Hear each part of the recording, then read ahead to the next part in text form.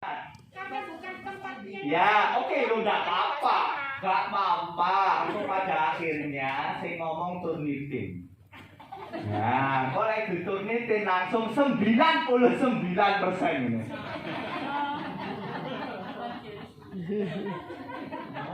Kalau saya begini saja loh.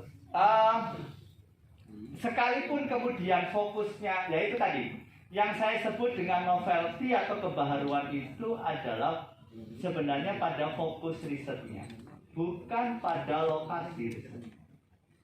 Kebaharuan yang disebut novelty itu adalah fokus risetnya.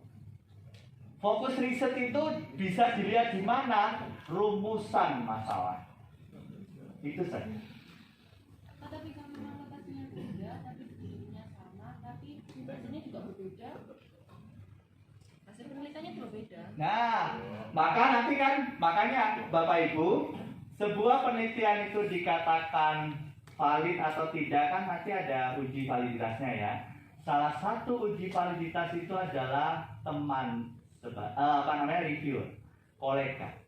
Ya seperti saya dengan jenengan ini kan kolega ya. Ya nanti tinggal tak cocok. Nah, nanti akan ketahuan. Itu belum mesin loh ya. Itu baru menungso. Jadi nanti kita akan baca, tenang aja. Jam 1 ya. Jadi nanti siap-siap jam 1 di sini ada Pak Udin. Halo Pak Udin. Assalamualaikum. Nah, ini Pak Udin juga sosiolog loh ya, sama. Kita ini sosiolog semuanya. Ya. Linda Rose. Mbak Linda mana Linda? Oh, sarapan. Mas, sama jenis Mas. Kita kebetulan sosiolog semua Ibu. Ini ada adik kelas saya Wandera Ahmad Religia. Ya, jadi harapannya bapaknya dulu itu anak saya sangat beriman kan gitu ya, Religia. Ya. Harapannya. Ini Mas Udin Kurniawan Aziz, beliau peneliti juga sosiolog. Kemudian ada Mbak Zaki, tahu itu Mbak Zaki, beliau demograf. Nah, demograf loh ya, termasuk psikolog juga. Jadi kita bisa diskusi dengan beliau. Jadi teman-teman saya banyak. Kemudian tadi ada Mbak Ninda juga sosiolog. Kemudian Mbak Widi, ya. Apa? Mbak Widi pustakawan. Oh, sastrawan, ya benar. Dia puitis terus ya, puitis sampai statusnya puitis kafe. Ya. Terus ada nanti Mas Toto juga sosiolog. Jadi kita di sini semua dikelilingi oleh para sosiolog. Ya, sosiolog itu kalau masalah penelitian ini makanan sehari-hari ya. Oke, nanti kita akan bagi ya Mas ya. Nanti kita akan bagi per meja begitu. Langsung dibaca file per file. Jadi nanti langsung, kalau saya biasanya kalau ngoreksi mahasiswa langsung, aku nggak mau kamu kirim kertas, terus kirim file-nya. Ini kamu ya depan karo aku. Belum bu, diwajah turun meeting. Apa ini tidur meeting? Ya, nanti saya baca satu per satu gitu. Oke, jam 1 nanti sampai malam ya.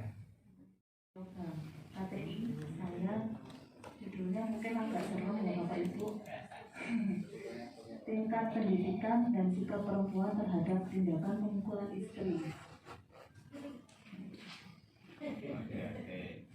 Saya mengamati masih banyak terjadi di Indonesia. Dan kalau yang saya tertarik untuk meneliti ini karena jarang yang meneliti tentang KDRT itu dari segi pihak yang ketiga. Biasanya kan KDRT itu yang diteliti dari pihak korban atau dari pelaku. Nah, ini adalah sikap. Jadi sikap perempuan ya ini terhadap tindakan KDRT. Ternyata sikap perempuan ini akan berpengaruh ketika seseorang itu persepsi mungkin ya, menyetujui terhadap tindakan pemukulan istri, maka biasanya masyarakat itu cenderung membiarkan kejadian KDRT itu. Nah, inilah yang mendasari kenapa saya memilih judul ini. Nah, yang kedua, tujuannya apakah tingkat pendidikan perempuan mempengaruhi sikap persetujuan perempuan tersebut terhadap tindakan pemukulan istri. Datanya saya ambil dari SDKI 2012. Saya langsung ke ini pendahuluannya. Metodenya adalah metode penelitiannya tadi datanya dari SDKI 2012. Saya melakukan analisa dengan menggunakan regresi profil dihasilkan yang pertama variabel dependennya tadi jelas adalah sikap perempuan terhadap tindakan pemukulan istri.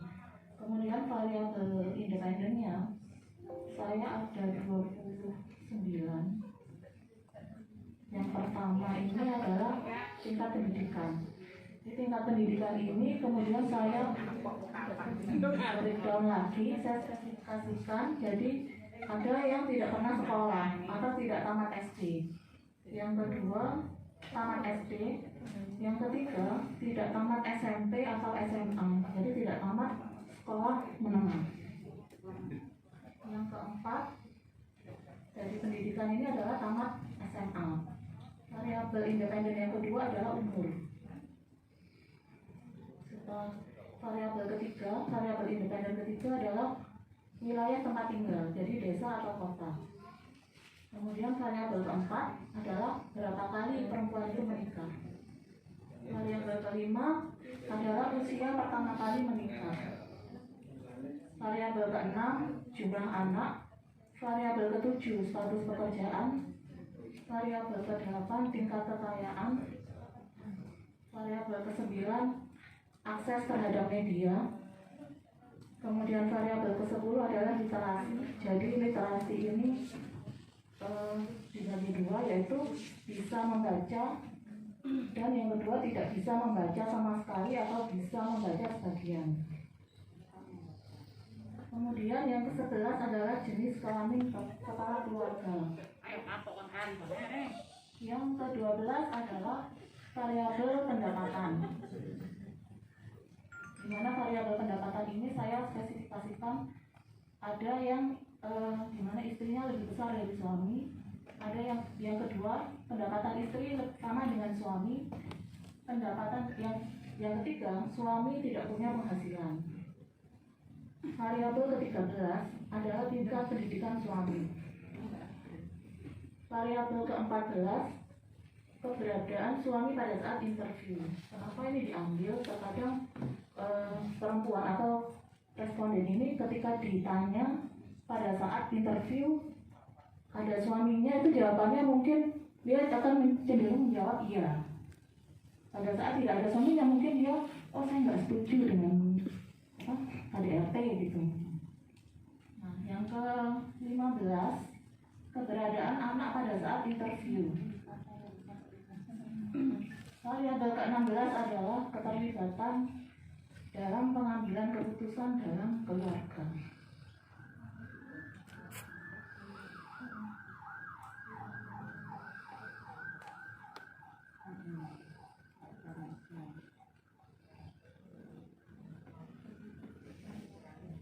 Langsung ke hasil. Ternyata dari hasil olah datanya diambil kesimpulan bahwa tingkat pendidikan berpengaruh positif dan signifikan terhadap sikap persetujuan tindakan pemukulan istri. Untuk lebih jelasnya adalah bahwa pendidikan perempuan yang lebih rendah mempunyai probabilitas menyetujui tindakan pemukulan istri yang lebih tinggi. Kemudian variabel yang signifikan antara lain variabel umur, variabel tempat tinggal, variabel jumlah anak, variabel status pekerjaan, variabel tingkat kekayaan, variabel literasi, dan yang terakhir variabel keterlibatan dalam pengambilan keputusan, dan variabel akses terhadap media. Demikian yang bisa saya sampaikan. Ya. Dan masukan dari Baik. marilah kita tetap bersyukur di sela-sela pandemi wilayah yang belum kunjung tiba. Mudah-mudahan nanti udah Jawa Timur ini udah akan mencapai grade warna hijau atau biru lah, dari kemarin ungu. Mudah-mudahan nanti teman-teman juga bisa beraktivitas, baik itu nanti kerja di lapangan dan juga aktivitas yang lain. Kemudian permohonan maaf dari Bapak Kepala Perwakilan, semalam juga beliau ke saya, ada titipan banyak sih untuk disampaikan kepada teman-teman semuanya. Beliaunya sekarang ada kegiatan mendampingi deputi KSPK di Blitar, kegiatan bersama mitra kerja DPR RI Komisi 9. Bapak dan Ibu semuanya yang kami hormati, pada kesempatan yang berbahagia ini, kalau kita merujuk kembali terkait dengan Permen PAN RB nomor 21 tahun 2018, bahwa fungsional tertentu termasuk penyuluh KB ini mau tidak mau harus melihat kembali bagaimana kompetensi yang akan dimiliki, mulai dari kompetensi teknis, kemudian kompetensi manajerial, kemudian dan juga kompetensi sosial kultural.